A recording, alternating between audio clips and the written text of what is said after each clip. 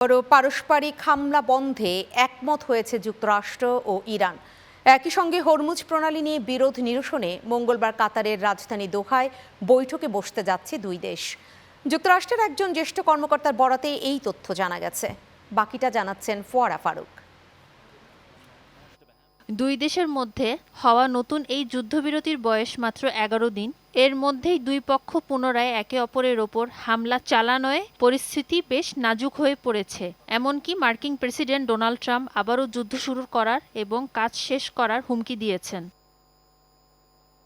দুদিন ধরে পরস্পরকে লক্ষ্য করে দফায় দফায় হামলা চালানোর পর অবশেষে সহিংসতা বন্ধ করে ফের আলোচনায় বসতে রাজি হয়েছে যুক্তরাষ্ট্র ও ইরান। যুক্তরাষ্ট্রের এক উচ্চপদস্থ সরকারি কর্মকর্তা বরাত দিয়ে রোববার এক প্রতিবেদনে এ তথ্য জানিয়েছে এক্সিওস।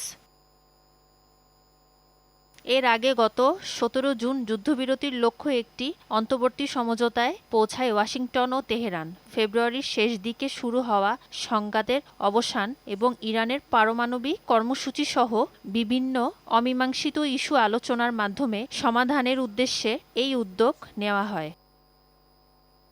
স্বাক্ষরিত সমঝোতা স্মারক অনুযায়ী হরমুজ প্রণালী দিয়ে বাণিজ্যিক জাহাজগুলোর নিরাপদ চলাচল নিশ্চিত করতে সর্বোচ্চ চেষ্টার প্রতিশ্রুতি দিয়েছিল ইরান।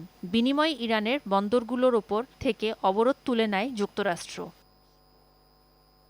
গত সপ্তাহে সুইজারল্যান্ডে মার্কিন ভাইস প্রেসিডেন্ট জেডি ভান্সের নেতৃত্বাধীন প্রতিনিধি দলের সঙ্গে আলোচনায় একটি হটলাইন চালুর বিষয়ে একমত হয়েছিল ইরান। ফোয়ারা ফারুক, চ্যানেল 9 নিউজ ডেস্ক।